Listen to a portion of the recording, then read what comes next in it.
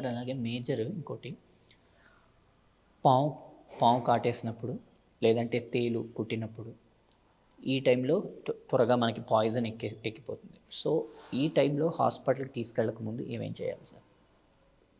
అంటే ఏం చేయకూడదు కూడా. కొంతమంది విగరస్గా కొన్ని చేసేస్తారు, అంటే గుచ్చడాలు సంథింగ్ ఏదో తీయడాలు అలాంటివి కూడా చేస్తారు. Yeah. So always three things, and when it comes to pre-hospital care, three things. So first thing is, so how do you prevent these things? Preventive medicine. So second thing is, what are the things we need to do at that point of time? What are the things you shouldn't do?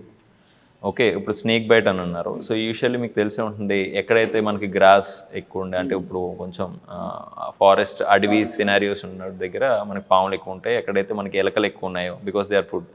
So usually ఏం చేస్తారంటే, మనకి ఇంట్లో ఎలకలు ఉండకుండా, ఇంకోటి ఇంటి గదులకి కన్నాలు ఉండకుండా, డోర్ల మధ్యలో గ్యాప్లు ఉండకుండా. సో ఇంకోటి మీరు చూస్తే ఊర్లలో చాలా దగ్గర మనకి మంచానికి 4 కోళ్ళు ఉంటాయి కదా, 4 కోళ్ళకి మన బాటిల్స్ సగం కట్ చేసేసి ఫిట్ చేస్తారన్నమాట. ఎందుకంటే పాము ఆర్ తేలు ఇట్లా వచ్చినప్పుడు ఇట్ కెనాట్ క్రాల్ అప్ అని, అక్కడికి ఎక్కడైతే బాటిల్ ఆ ఫిట్టింగ్ ఉందో అక్కడికి ఆగిపోతాయి, అక్కడి నుంచి తిరిగి వెళ్ళిపోతాయి. ఇంకోటి మస్కిటో నెట్స్ కట్టుకుంటారు, సో నిద్రలో వచ్చి కరుస్తాయి కదా అని. So these are things which are followed as a preventive aspect. So when it comes to snake bites or scorpion bites, majority of the snakes are non poisonous. So but మేము what we observe in hospitals was 2 things. ఒకటి ఏంటి అంటే, పాము గరిచిన వెంటనే పామును కొట్టి చంపేసి హాస్పిటల్ తీసుకొస్తారు. అది ఏ పాము గుర్తించడానికి. ఎప్పుడు అట్లా చేయకూడదు. దానివల్ల ఏంటి అంటే, you're putting yourself in risk. మీరు దాన్ని కొట్టడానికి వెళ్ళి ఏం చేసినా సరే అది అటాక్ చేయొచ్చు. ఇది ఒక క్యాజువాలిటీ 2 క్యాజువాలిటీస్ అయ్యే అవకాశాలు ఉంటాయి. So you shouldn't do that first thing.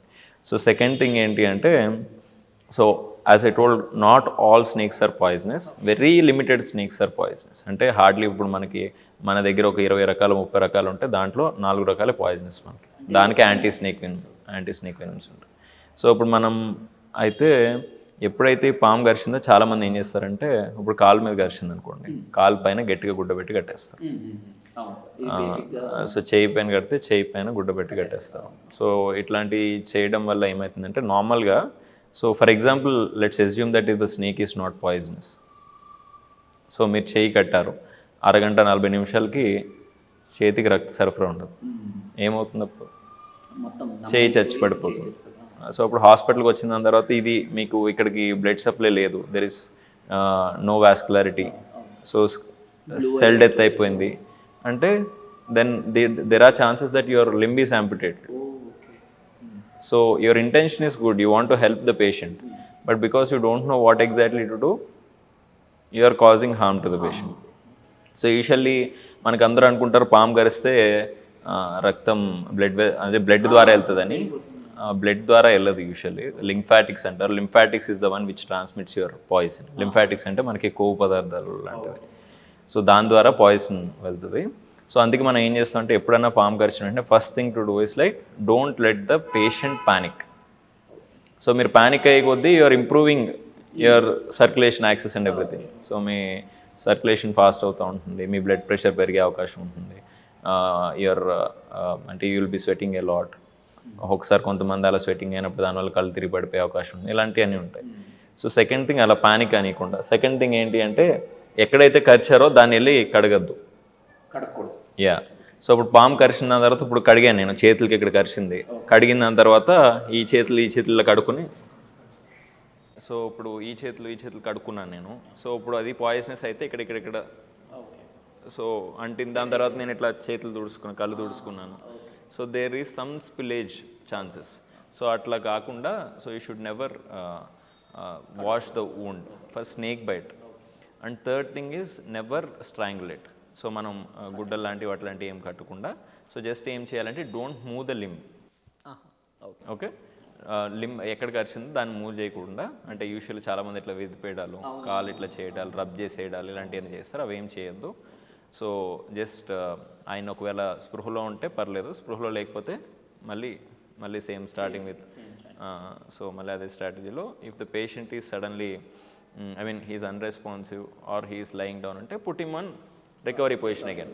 ఎందుకంటే ఈ లోపు సడన్గా కొన్ని మనకి ఏంటి అంటే న్యూరోటాక్సిక్ అంటారు, అంటే బ్రెయిన్కి సంబంధించి అంటే నరాలకి సంబంధించి అంటే it will show some toxic effects. So అలాంటి వాటికి there will be a paralysis of the patient. Okay, మీకు రెస్పిరేటరీ మజిల్ పారాలిసిస్ ఇలాంటివన్నీ వచ్చే అవకాశాలు ఉంటాయి.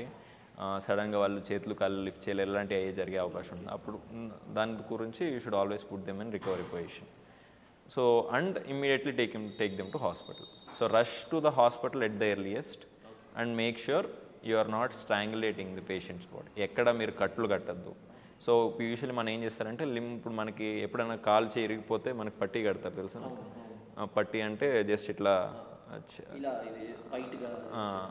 అట్లాంటివి చేయొచ్చు. అట్లాంటిది ఎందుకు అంటే టు ఇమ్మొబిలైజ్ ద హ్యాండ్. చాలామంది చేయి కదిపేస్తారు కదా, అట్లా కదపకుండా ఉండడానికి. అంటే ఆ కట్టు కూడా ఎట్లా అంటే జస్ట్ ఇట్లా చిన్న 2-3 కర్రలు అట్లాంటివి ఇట్లా పెట్టి దాని మీద రోల్ చేస్తారు అన్నమాట, చేయి కదపకుండా ఉండడానికి. అది నాటు వైద్యం వేరు, కట్టులాగా కట్టులాగా. కానీ అది మీకు ఆ టైంలో రాదు అంటే don't worry about it, just get him to the hospital.